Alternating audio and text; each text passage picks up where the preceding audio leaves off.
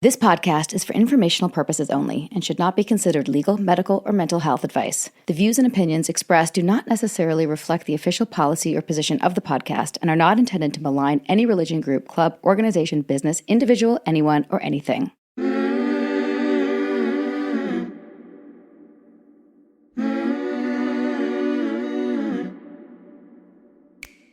I'm Sarah Edmondson. And I'm Anthony Nippy Ames. And this is A Little Bit Culty. Cults are commonplace now. From fandoms to fads, we're examining them all. We look at what happens when things that seem like a great thing at first go bad. Every week, we chat with survivors, experts, and whistleblowers for real culty stories told directly by the people who lived through them, because we want you to learn a few things that we've had to learn the hard way.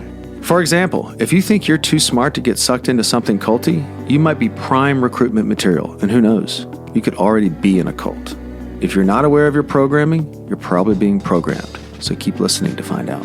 We'll talk about all sorts of topics on the show, but be aware, this podcast might contain stories that could be alarming to some of our listeners, so please check our show notes for more detailed descriptions and take care of yourself. Subscribe to our Patreon for Thursday bonus episodes, Q&A, and all sorts of exclusive content. That's patreon.com/a-little-bit-culty. Welcome to Season 7 of A Little Bit Culty.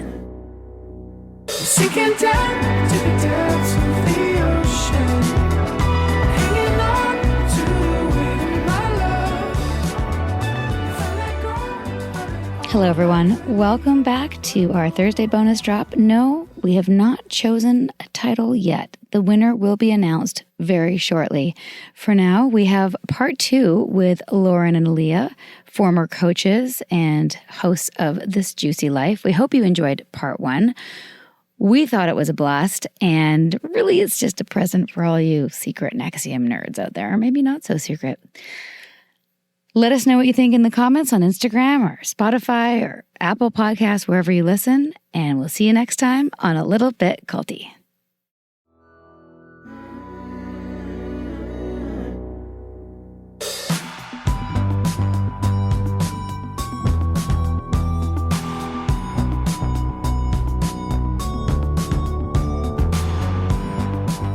I will say that a lot of people who were peripheral, who only took a 5-day, did share or have shared with me that for the most part, they've had a good experience. The people who just took a 5-day and went on with their lives say like, damn, it's too bad about all that other stuff because I had a good experience and I still do blah, blah, blah, blah tool, or I still, think about projection, or I still use my whiteboard.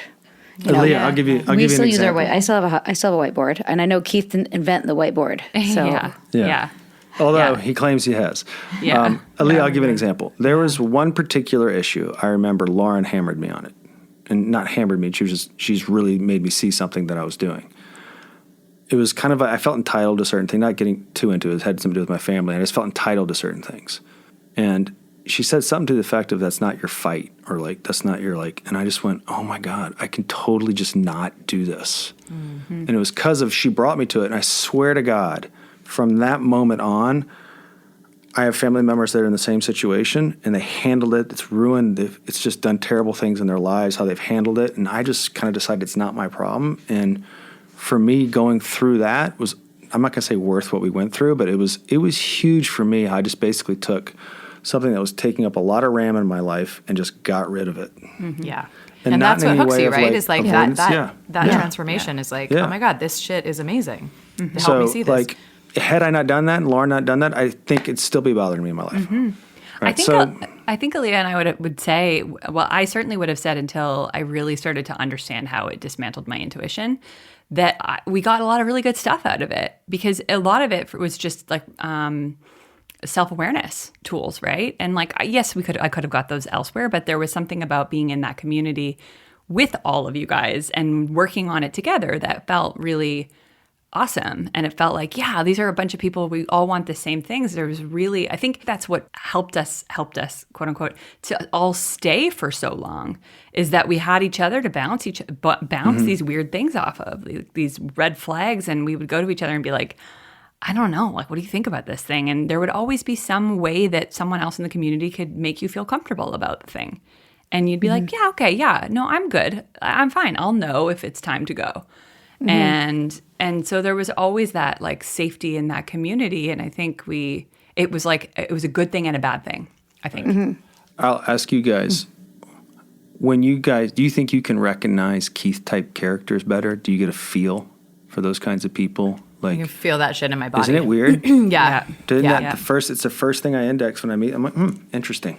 I think there's a lot of there's Keith, and then there's like a whole subset of people underneath Keith that are learning from the Keiths of the world, right? And I think it's an interesting predicament for me as a coach in this industry, that I think there's a lot of coaches that kind of get on board with that style of thinking, and that's been a real challenge for me when it's like it's a flawed premise that you need to fix something, that someone else is going to give you the answer, versus recognizing that everyone's like whole and complete as they are, and we can help pull the wisdom out of them. That's the style of coaching that I really believe in, and I think is like really powerful. But there's a lot of coaches out there that just want to like continue to maintain that hierarchical position, right? And I think that that's the thing. It's the guru status that's problematic. So I think it's like it can be watered down in like problematic ways too, not just in the Keith figures. I want to get into all the things you're doing now, but I want to back a little bit because I know it's fabulous. We're covering so much ground. But are there any other red flags that we didn't cover before we get to the Oh my God, there's so many. I mean, just the notion of intuition being a collection of data points. Like I remember thinking like, I remember being like, I don't believe that, but like, that's okay that this program is saying that's what intuition was. But I remember very clearly being like, no, not into it. I also remember very clearly. What was that? Intuition is data points? I thought it was there's no data. I thought intuition was there's no proof of intuition, so we don't know if it exists, and that usually it's actual data points, and you call that intuition. Yes, that was my understanding. Is that what you're saying? Yes. That's what like the definition of intuition was. It's like you're just a collection of data points, and you're calling it intuition. Yeah, like you're not. Your subconscious is gathering some data. And your intuition is really informed by data points. You missed it. Yeah, that's what they were saying. That's what they're saying, right? Yeah, the way that we talk about intuition as an immeasurable thing. I'm just going to trust my intuition. That doesn't exist. What it is that we are picking up on data that we're not conscious of, and we make decisions on, and that's actually what intuition is. Something like that. Exactly. Yeah, and I was like, no, I have intuition. Yeah, and at the time I was like, no, I have intuition, but my intuition slid away as I, was just so busy keeping up with everything. If you can't be still and hear your intuition, if you can't, if you're just so consumed by everything in your life, like there's no space to hear your voice and to learn to really trust yourself. I also remember being in a level 2, and one of the proctors, let's call him Tom, was on me about God. Like he and I don't remember if there was any, you guys would know better, if there was any mention at all about like God, because I know NXIVM was supposed to be independent of religion, race. Level 2B was it? No, level 2C. I never did that one. No, level 2A got into it. I never did that one either. The God hypothesis. I think I must have said, because I think the question was maybe about beliefs or something, and I said, well, I believe in God. And I remember Tom saying to me, well, why do you feel like you need to believe in God? And I was like, well, no, I mean, I don't feel like I need to. I do.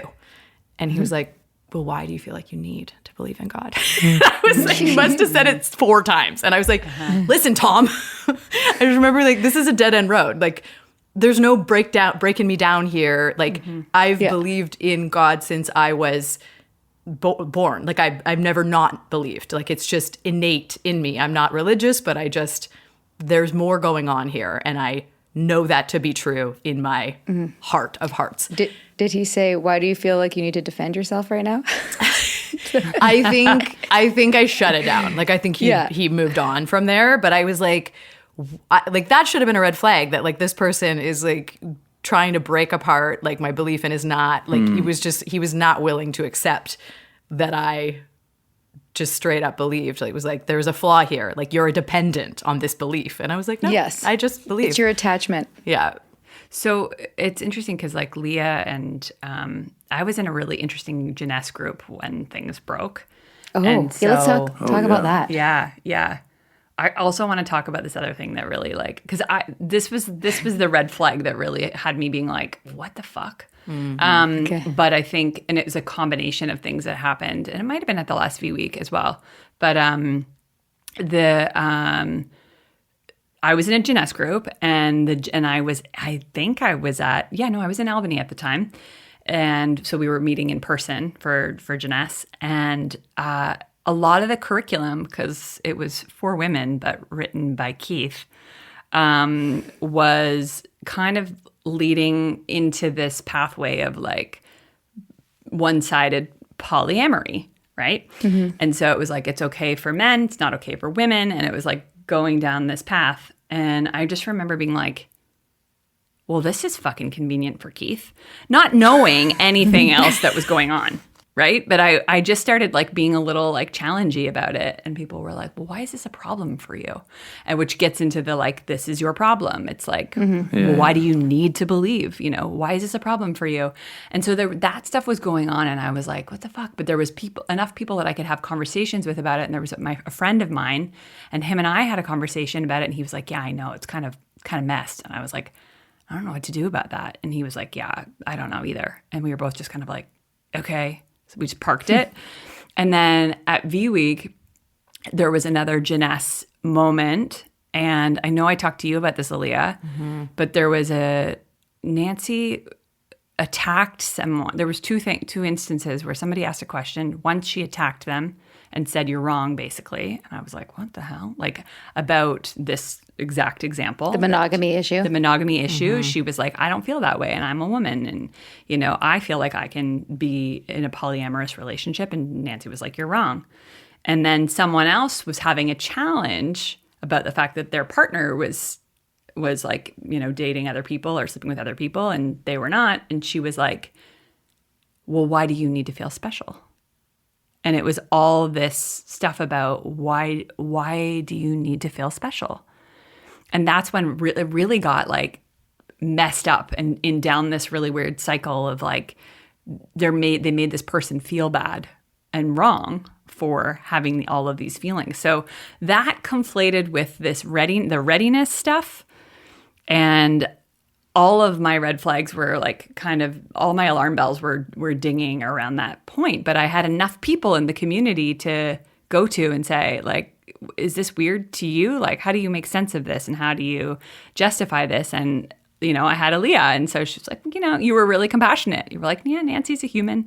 You know, she kind of like has reactions and she does this and da-da-da. And I was like, okay, I guess I'm just being like a jerk and I'm being skeptical about these things. And so there was always enough of a way to like justify it away, or to like sweep Normalized. it under the rug. Yeah.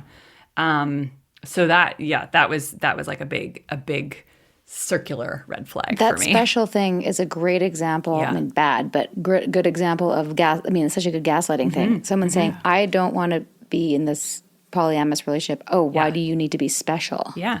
This is your problem. I mean, that Everything is always your problem. that shit sadly is still, you know, it's flying elsewhere in the world in like spiritual communities and stuff. It's definitely I spent a lot of time in Bali over the last years, and having conversations with people, there's this idea that you're more enlightened in a way if you're like not attached to needing your person to just be your person.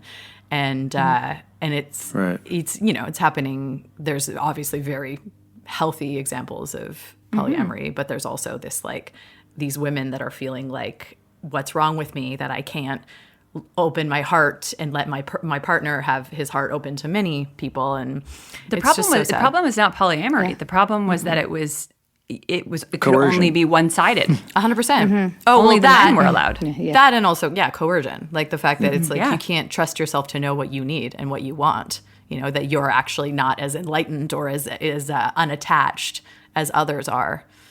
So I'll share with you guys something. Towards the end, like I always thought Nancy was one of the good EMers, but I stopped working with her because I always felt like she would come up with an assertion of what she was going on, And then that's what she was deciding to EM out of you based Yeah. on what she saw in you. So I found like when I was, Lauren was listening information from me because I also felt like there was a friend who cared about what was going on in my relationship and truly trying to problem solve with me. Nancy, I think, kind of would go in with an agenda, figure out what she thought it might be. Why do you need to feel special? Like, I didn't say anything about special. The only time we'd talk about special in an EM was with like, I didn't feel special. And then the question would be like, well, why do you feel needed special? Why do you need to feel special? Legitimate question if I just cough that up. She would go in and she was strong thought controlling, that's a term we used, people in EMs and if you're in front of a room, you don't stand up to Nancy. Right. You go into obedient mode, which I never put myself in positions to be EM'd in front of the room. I just was like, this is personal and I feel like you're going to pick what you want to EM out of me. And that was what I felt at that time. And I felt like she was doing it to other people. I saw her in an intensive in LA where she kind of laid into an 18, 19-year-old girl for something that I thought like, that isn't really what she was coming to you with. And really what I think Nancy reacted to was people who weren't obedient to her when she was doing EMs. Yeah, I had one of those from her. You did? That's in front of the room, and I never got the outcome. So I just was made. And it's your fault. It was my fault. I was deeply shamed, and I felt terrible. Yeah. Felt awful. I was like crying in the bathroom after. It was really bad. That's awful. I mean, I saw it. That particular one? No. Just I how she did I saw that. how she would do that. Yeah. Yeah, it was a mess. There are things that, in hindsight, you're like, oh, of course, that should have been a red flag. And in the time, there's like some sort of subconscious recognition of something is not quite right. But like, it's not conscious enough to be like, hang on a second, this is a real problem. Yeah. One of the things that I definitely had feelings about and some sort of thoughts about, because I remember specifically where I was when I was having these thoughts, was Pam and Barbara Jeske dying of cancer. Yeah. Like that just gives me full body goosebumps. Like the level of disconnect, the level of suppression of like their true selves, their feelings, all of it, denial, like to be able to coexist in that environment. Like I can't help but think that, that their cancer was related to their emotional experience of life. Especially with felt how the they same. conducted their lives. Like Yeah. They're extremely kombucha healthy. drinking and Yeah. infrared exactly. sauna and Exactly. running. Yeah. Yeah. This podcast wouldn't even exist without our amazing, supportive, generous patrons. Come find us on Patreon. We are at patreon.com/littlebitculty. Go there for bonus episodes, live Q&As with past guests, exclusive content, and lots of other goodies. Subscribe now and help us keep this podcast going. That's patreon.com/littlebitculty. And now, a brief message from our Little Bit Culty sponsors. And remember, when you support our sponsors, you're supporting this podcast. You've tried melatonin, you've tried ASMR, you've tried breathing apps, adult coloring books, and that one overpriced face mask that just made things darker and sadder? Sarah. Have you tried catching a buzz that doesn't end with a $100 bar tab and a hangover? Here's the deal. You work hard. Okay, sometimes. You deal with life, definitely. But do you still deserve an escape? Absolutely. That's where IndaCloud comes in. Gummies, flour, pre-rolls, all federally legal, seriously fun, and just a few clicks away. Whether you're chasing better sleep, deeper intimacy, or just some solid daytime chill, cuz this is grown-up cloud chasing done right. I tried their gummies on a random Thursday, and suddenly I was deep into a YouTube rabbit hole on cults, laughing, vibing out, and honestly, I slept better than I had in weeks. No hangover, no weird crash, just a gentle buzz and a solid night's rest. Plus, their packaging is awesome. It's honestly made me smile before I even opened it. Get a buzz from that. If you're 21 or older, now's your chance to float above the stress because IndaCloud is giving all new customers 25% off their first order plus free shipping. Just use code CULTY or click the link in the show notes to claim your discount. That's indacloud.co. INDACLOUD.co. Use code CULTY for free shipping plus 25% off your first order. Order now, fill out their quick survey to support the show, and enjoy the best part of your week. Brought to you by IndaCloud. You've heard from our sponsors. Now let's get back to a little bit culty, shall we? Nippy actually doesn't know this, but I'm planning on doing an episode on the works of hiring. There's a psychic medium that I heard on another person's podcast, and I want to talk to him, see if we can get any answers from the other side about Barb and Pam. Ooh, that gives me shivs. Yeah. Yeah. The Nippy's face. Nippy's face. You're going to love it. Are they going to text you from the other side? They're going to text Is that me. what's going on here? It could happen. Oh my God, it could. Strongly believe in all that Okay, stuff. I'll give it a whirl. I mean, I just want answers. I actually think that they were poisoned. I think it's more of what Aaliyah's talking about. I think so too. I you think it's can't a be mind in that poison. atmosphere. Yeah. I think it's both. I mean, both. Yeah. At first, I thought, like, when I was still in it, I was like, why are all these people dying? I thought it was water, a water source issue. And then as we started to figure out what was going on, I was like, oh my God, it's their emotions. Like, imagine sitting on all of those. And not everyone, whenever I've mentioned this in the podcast, somebody says emotion suppression doesn't cause cancer. And Stress does. but stress does. Stress does. Yes, and so do environmental things, and lots of things cause cancer. But it has shown that stress can not always, but can. Yeah. Whatever you believe about that. But then we found out from our friend, who I will remain nameless. I'm going to call her Rachel, who came back from Albany early than before DOS broke. She shared with us that when she was confronting Keith at different stages, one time she said, like, she felt uncomfortable being a part of, the harem. And he said, don't worry, there's going to be a changing of the guard soon. Was one thing she said. He told her. This is from her to me. Changing of the guard. She the older, why are all these older women in the and so there was the younger woman and then there was the older woman. He said there's going to be a changing of the guard. He was going harem 2.0. He was updating his women. For sure, that was obvious. Yeah. Yeah. And then secondly, later she asked about why they were all getting sick, and he told her he thought that they were getting poisoned, and he said to her it wouldn't be hard to put poison in a water source if you wanted to poison somebody. Jesus. That's what he told her.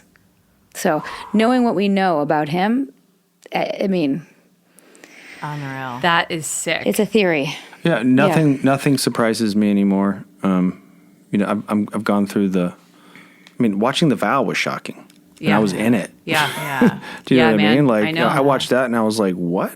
And then the behind the scene, I was like, what? This was happening behind the scenes. Yeah, I remember reading the court transcripts Dude, from that my was- office and like hoping no one was going to look at over my shoulder and see what I was doing. I was reading them and I was like, oh my God, oh my God, oh my God. Because you hear like these weird stories like over the years, right? From people. Like I'd hear them from like by way of Mexico.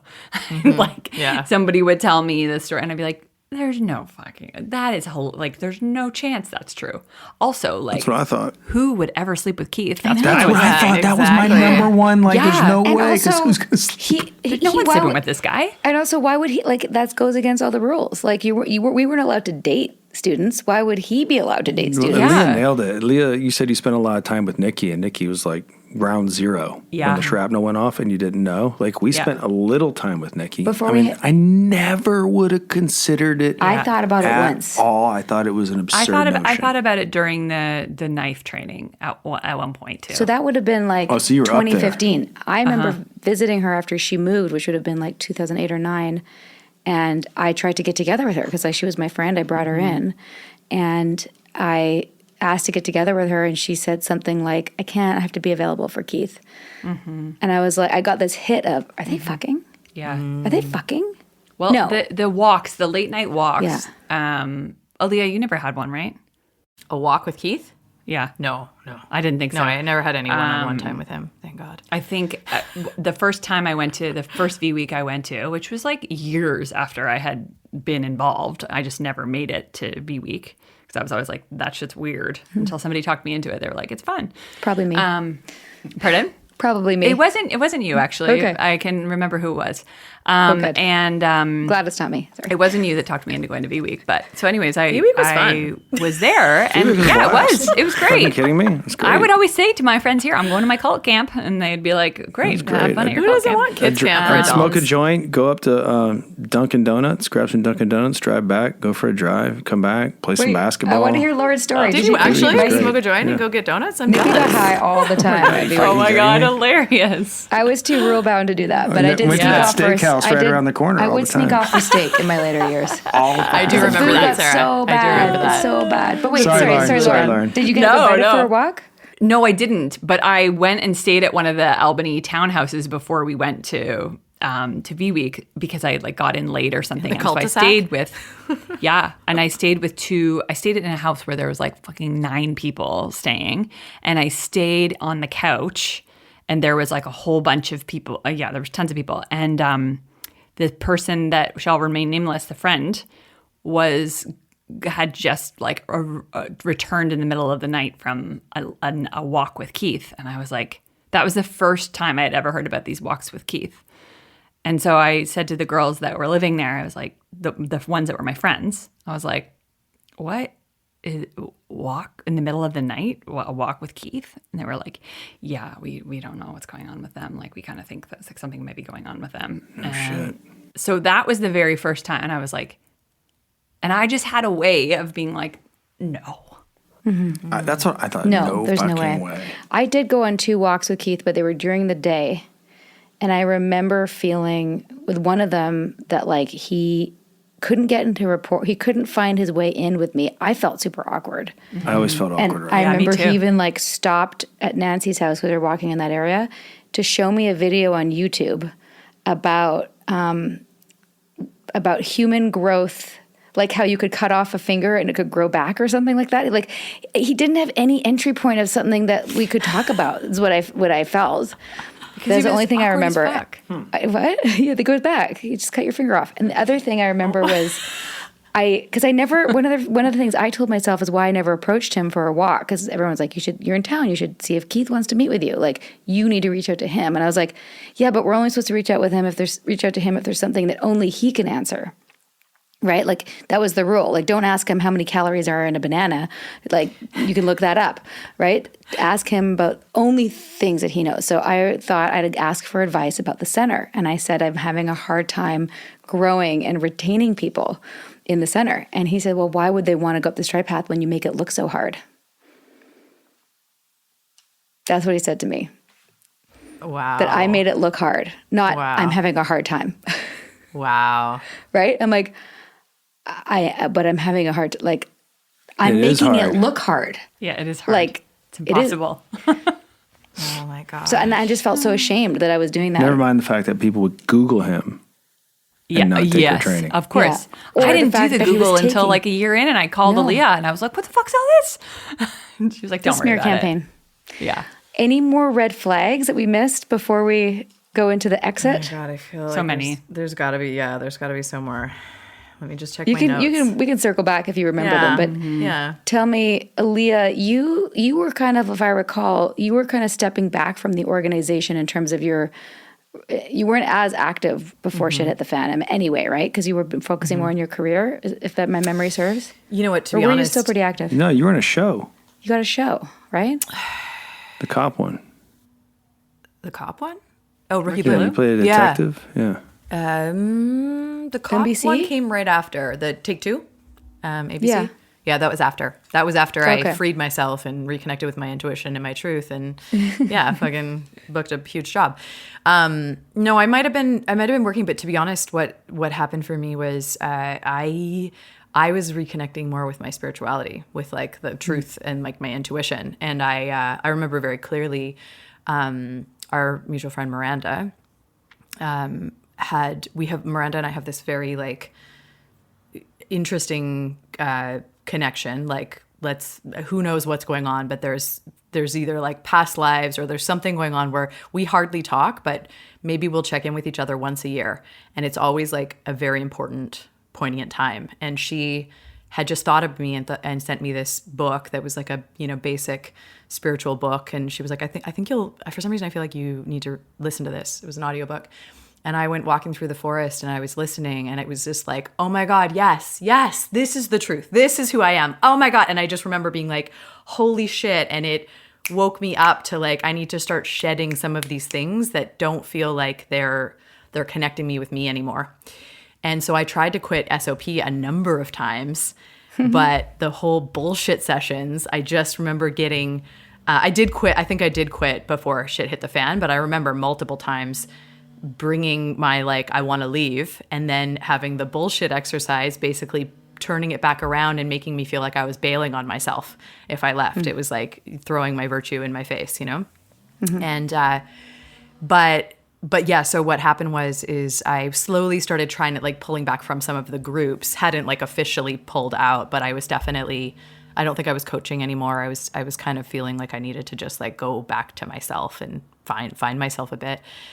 And then shit hit the fan. And then 2 days after the cult dismantled or blew up, my relationship blew up. And it was like everything had to burn to the ground for me to like come back to myself. And the reason why I feel like I kind of skated all of the cult stuff for a long time, because it was because I couldn't possibly handle, my nervous system could not handle any of that. I was grieving a 9-year relationship, like trying to process letting go of that and coming back to myself. And I just remember like, it was like major PTSD. Like I just had to like take care of myself. And then it was years after all of that I started doing therapy. And then it was like I could start to go into healing relational stuff, healing cult stuff, and just really even like looking at how that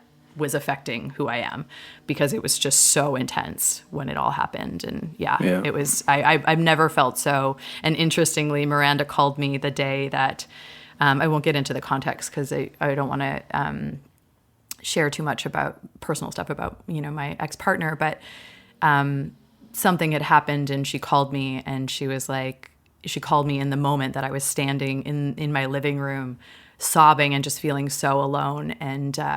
And she was like, hey, how you doing? And I was like, I'm not good. I'm like really not good. And she helped me to sort of extricate myself from it all. And that was like the beginning of really just me like coming back to myself. And it was a ride. Like I for months just cried myself to sleep every night and had to feel all the feelings that I didn't feel for 9 years. Yeah, it was wild. Wow. Well, way to go, Miranda. Yeah, it's wild, the connection we have. And I've called her at times too, where it's been poignant. And so, yeah, thank you, Miranda, for helping me do things differently and like, you know, come back to myself. Yeah. I'm glad that you were able to, and that you got therapy. And did you see a cult specialist or just any therapist? Or? I didn't. I have an amazing therapist who does somatic work. And so it's like parts therapy and work that gets into the subconscious. And we just started going in on stuff, and she helped me to see how so many things in my relationship I had, and, you know, and the cult really supported me. And, you know, my ex is a wonderful human. It's just our dynamic was challenging, and there were things that like patterns that he had picked up from his father. And so there was things that were really challenging and that were hurtful, and I didn't know how to process those feelings. So I would disconnect. Like I'd have a PTSD response where I would like go offline so that I didn't have to feel the pain. And so my therapist helped me to put that shit back online. And holy crap, when I did, the rage and the sadness and the feelings that came up when I was able to actually connect my system back online. And so, I'm so grateful to her, because it was just a lot of processing all of those hurt parts and all of those feelings that were ultimately suppressed or disconnected from in that whole process. And ESP or NXIVM was so... I think I always say that the part that was the most damaging for me was the the notion of being at cause. It was both a beautiful concept to be able to recognize that I don't need to take everything personally, but it was also the way that I kept myself in something that was hurtful and just touted it as compassion. Well, I can see why this person's doing this. And so that therefore I will stay because it's not their fault that they're doing this. But ultimately it was painful, and I was just disconnecting from that pain, and then reconnected to it and was like, wow. And so, yeah, it's just been learning to be with my feelings. And that's something that, you know, Lauren and I are huge about with coaching, is like just teaching people to like hold themselves and be with themselves and be able to like take care of themselves truly. And yeah, I no longer want to be a spiritual bypasser, disconnector, any of that. It's like, no, you gotta go through. You gotta go like be with it and go through it. ESP was a cerebral boot camp. And also spiritual they did a lot of spiritual bypassing, which is not a term I was familiar with at the time. Yeah. For more background on what brought us here, check out Sarah's page-turning memoir. It's called Scarred, The True Story of How I Escaped NXIVM, the cult that bound my life. It's available on Amazon, Audible, and at most bookstores. Highly recommend, of course, because she's my wife. And now, a brief message from our Little Bit Culty sponsors. Remember, when you support our sponsors, you support our podcast. All right, my friends. Cannot wait to tell you about our latest sponsor, Superpower. Nippy and I spend so much time and money on lab tests over the years. I don't know if you know this about us, but we are kind of obsessed with figuring out what's going on with us and how to be the most healthy. And let's be honest, when you get a call from your doctor or your naturopath or functional medicine person, whoever, and they're like, everything looks fine. But then you're like, wait, cool, but what about my hormones and my inflammation and my nutrients? So this is why Superpower is different. This is a next level proactive health membership that gives you real insight into what's going on inside your body, your heart, your liver, your thyroid, your metabolism, your hormones, your vitamin, your mineral levels, you name it. Over 100 biomarkers. You do the labs twice a year, either at a local clinic or they literally send someone to your house, and then you get a clear, personalized action plan laid out in their app. It's kind of like what pro athletes get, but at a price that makes sense. We're just getting started with this, and honestly, we love that it's all about long-term tracking and actually knowing what's going on inside your body instead of just guessing. So, for a limited time, our listeners are getting $50 off an annual Superpower membership by using the code CULTY at checkout. Just head to superpower.com and use code CULTY to get your exclusive discount. Your biology decoded, your blueprint activated with Superpower. And after you purchase, they will ask you where you heard about them. So please support our show and tell them our show sent you. All right, everybody, let's stay healthy together. Break time's over, people. Let's get back to this episode of A Little Bit Culty. It's a good one. And how about you, Lauren? How did you? Where were you when you heard about Oh my God, the shit show that was the truth? It was a really weird time. I was at work and I was in the office, and I had a whole bunch of messages blowing up my phone from one of our friends who was trying to tell me and trying to suss out whether or not I was involved. And she was asking me, well, like, have you ever had to send naked pictures? And I was like, what the fuck? Like, what? No, what are you talking about? And I honestly thought she had lost her mind. So then I like switch over, I leave the office and I like go and call Jen, and she's you were coming to Toronto and she was looking for help with Troy or something, which was like, little did I know this was like part of you guys making your exit.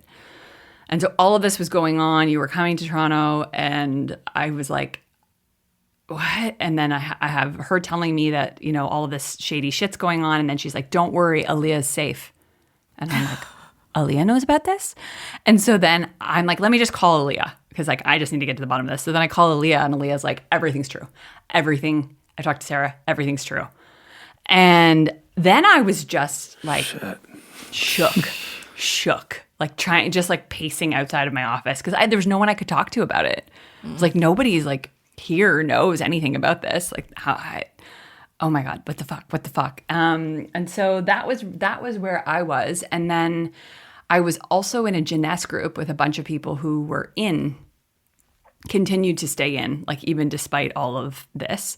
So they were all calling me and being like, you know, this is, I don't know, trying to discredit the two of you and saying, you know, well, I mean, they were doing what they had heard Yes. to do, They had right? the speech. They had the speech. And so they were like, you know, and I'll never forget one of them said to me, she was really conflicted. And she was like, what if I leave and it's good?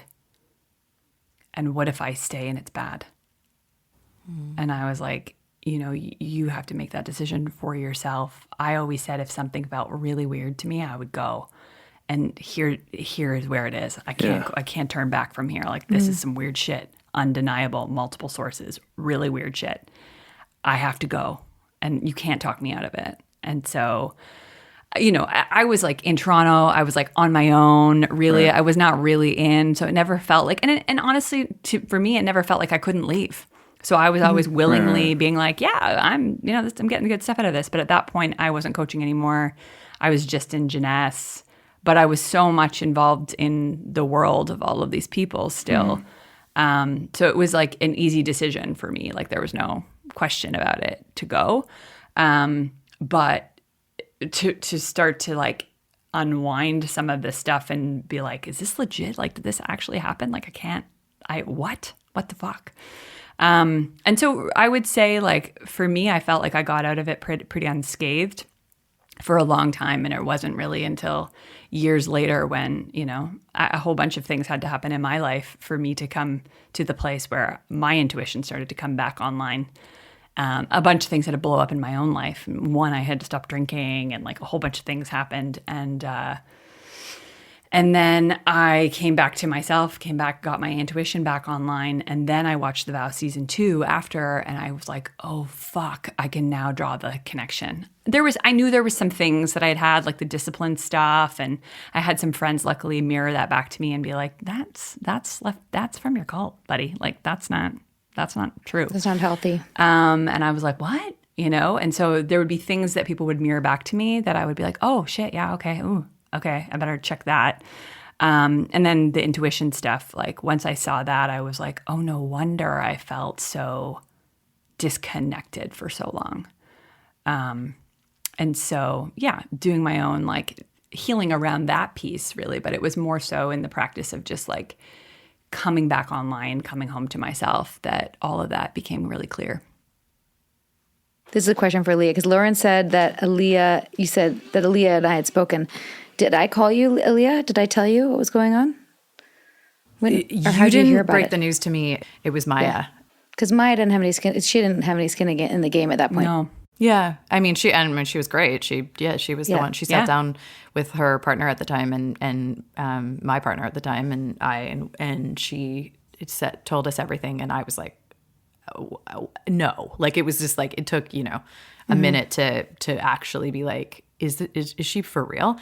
And then we called you right after. We called you. And then I said, I can't get into it, but I would, to both of you, I said I would distance yourself from the organization. Yeah, you were freaked out. You were definitely, I remember you were really freaked out. And I think you may have told us to call Mark Vicente, because I think we called him as well. And it was like, I just remember the energy was so intense. Like, it was scary and it was intense. And and I was like, what is happening? And I remember being quite freaked out the next day, just kind of just the chaos of like, what was something was not that, and just the energy of everyone's freaking out about it was really intense. Yeah. It was a scary time. It was a scary time. Yeah. I mean, it was, yeah. Like I said, for me, it really got overshadowed by my relationship ending. That felt like the bigger sort of challenge and priority at the time, but it was just all built into a big tornado of fucking let's just burn this life to the ground. I always say that there's like, how there's like BC, like before Christ, and whatever AD stands for. Yeah. There's like life before the breakup in the cult, and then there's life after. And I like can't even tell you how different this version is. How thankfully I was thrust immediately into trusting myself and listening to myself. And I dove hard into, I mean, I went seeking in the other direction of like, you know, how do I free myself and connect with myself? And, you know, there was a few pieces along the way that were like, this is not, they were not cults, but they were a little bit culty, you know, they were like, just, you know, so there's always things I feel like that, like Lauren was saying with coaches, there's always people that the way they're doing things might be a little bit with an agenda, you know, that you're like, this content, like, take ayahuasca, for example. Ayahuasca as a plant medicine and an experience can be incredible. But when it becomes a dependency and like there's an organization and there's a thing, it gets a little bit for me like, I don't know. What are the red flags there for you when you're out in the world now? Like, what are the tells? And I'm asking this because we are, I don't know if you know this, but we're writing a book based on everything we've learned since leaving, like the nuggets from the podcast. And we're putting the red flags in for people to use on their seeking journey. We don't want people to stop seeking. Yeah. But what are the red flags that you look for now, or that you clock now that you may have missed before? Well, I'm really clear, like I can feel in my nervous system when somebody's not settled in their nervous system and they are, you know, hungry for me to buy the thing or to, you know, learn the thing, or there's like a distinct, I can tell that they're attached. There's like a, you know, an agenda, so to speak. And I can feel that in whether it's dating or it's, you know, like someone trying to enroll me in something.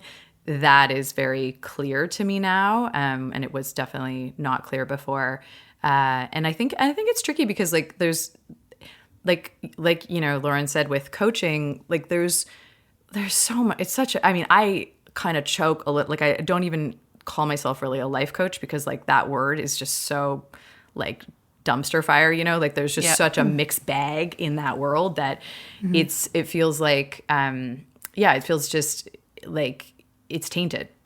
And it's because there's so many people claiming like, work with me and you'll get this, this, and this, and this. And it's like these large, grand claims that, you know, this person will get the thing from working with them. But it's like, you can't promise people those things. You can't like, so, I think when people are promising big, large, grand things, that's a red flag.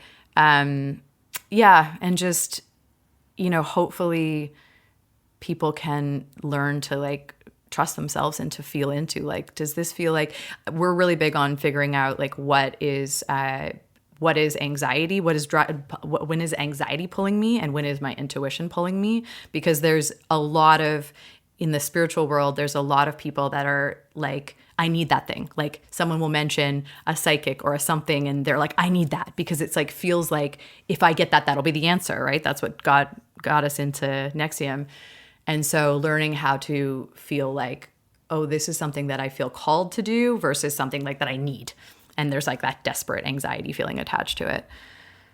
Yeah, that's what I would say about that. Was there any particular like cult documentary or book or podcast or anything that was helpful to you in your healing or waking up?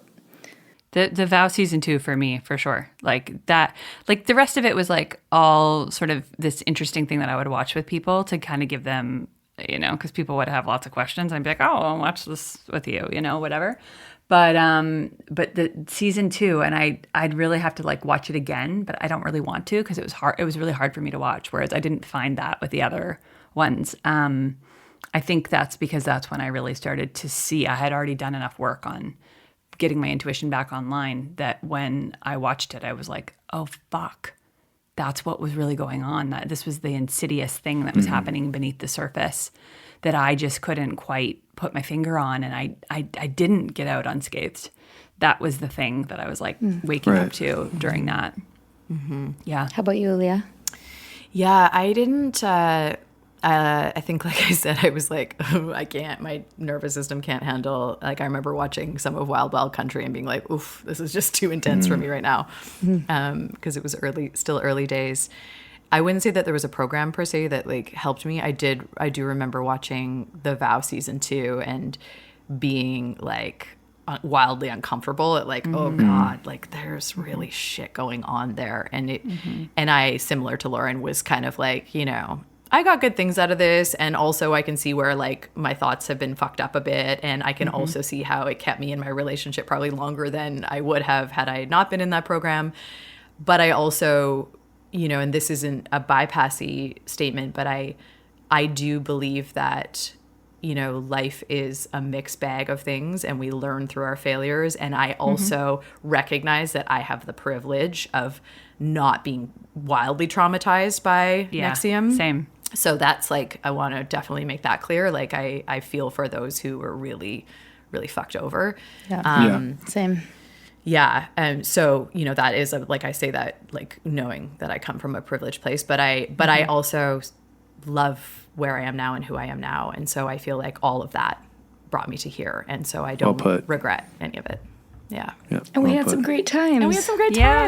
Yeah. And Aaliyah was and my I are best bridesmaid. friends. Oh yeah, he got best. Yeah, that's From this, like we wouldn't it wouldn't have happened because we just got really close. Yeah. I got a wife and 2 kids out of it. Yeah. I have some fond memories.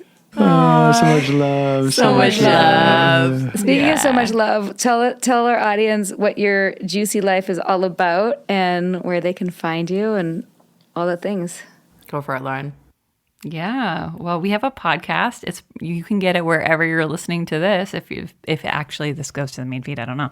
It will. Wherever the podcasts live, you can get our podcast. Just called This Juicy Life, and it's really all about how to, live your juiciest life by following your own intuition, by listening to the things that really light you up. And we have lots of guests on our podcast when we ask them, what makes a juicy life for them, and we mine their brain for interesting things. And it's really about like getting you juiced up without all the ick and without needing to like join an MLM that turns into a sex cult.